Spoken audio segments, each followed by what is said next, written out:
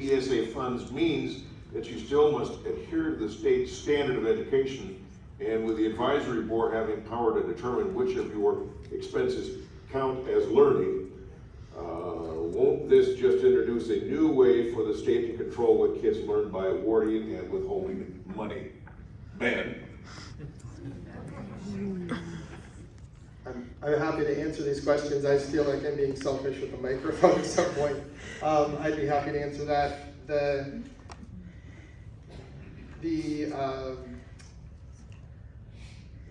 items that would be eligible to be purchased aren't determined by the state. It's really they're determining whether or not it's education related. So it's very broad. It's already being used in Arizona, so you can kind of see how it actually works there.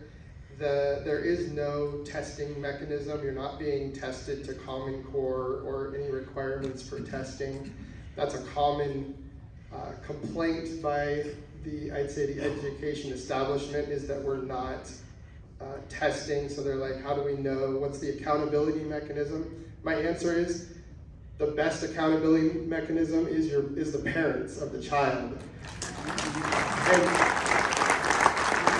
not only that, but when they ask that question, it bugs me because I'm like, look at our public school system where the grades are often sliding or the test scores are sliding, and yet we keep on funding them. So is that accountability? And I don't think it is. And just to kind of give you an illustration of what Ben is talking about, the state allocates X dollars to schools every year for whatever its purpose is, right? And they define several categories where they think that this money should be spent. Do you know that there is no accountability for whether that money is spent the way the state has allocated it? Do you know that?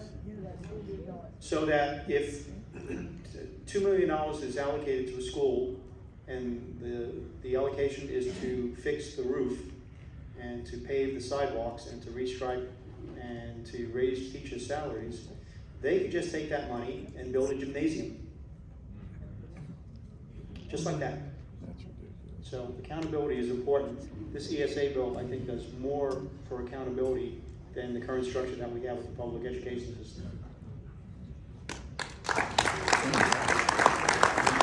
right, Ron. Yeah, I feel like, Ben, I feel like I'm hogging this microphone, but I will say that an ESA is a dream of mine. Back in 2012, I was at the Republican Convention on the platform committee, and there was a plank proposed for the platform to have the money follow the student. At that time, I argued against that plank because we're pioneer homeschoolers. Our children are homeschooled. My grandchildren, most of them being homeschooled except for the oldest, who's now going to Kootenai charter. But the thing is with the concerns of the homeschool parents is we homeschool for a reason. And we don't want state involvement. Now, we've got tremendous pushback down in Boise. There's a homeschool group there, and they said, unless you write us out a homeschool bill, we'll fight you. And I do believe these bills can be structured such that it still gives the parents full autonomy, but it's always a concern. And that's why you need a state legislature that you can count on to try to do the right thing and to fix it if it does do something wrong. But the bill I had in 2019 basically had a homeschool parents advisory board to determine what were allowable expenses. But the beauty in this is no one is forced to do it. So it's still, you maintain your freedom. If you're concerned about it, no problem. Part of what this does is, unfortunately, go by property tax again. A lot of people pay your taxes, and then if you want to send your child to a private school, then you're forced to pay twice, and that's not fair. It's a simple matter of fairness, and I do believe this is absolutely necessary, and as I said before, this is a dream of mine. I'm just going to add one more thing. Just first of all, the concern of the state stepping in and doing something with homeschools is there whether or not this legislation passes. That's always a concern. It's always something that I would fight against. But under state control over non-public schools is a part of this legislation. It says this chapter does not permit any government agency to exercise control or supervision over any non-public schools or homeschooling.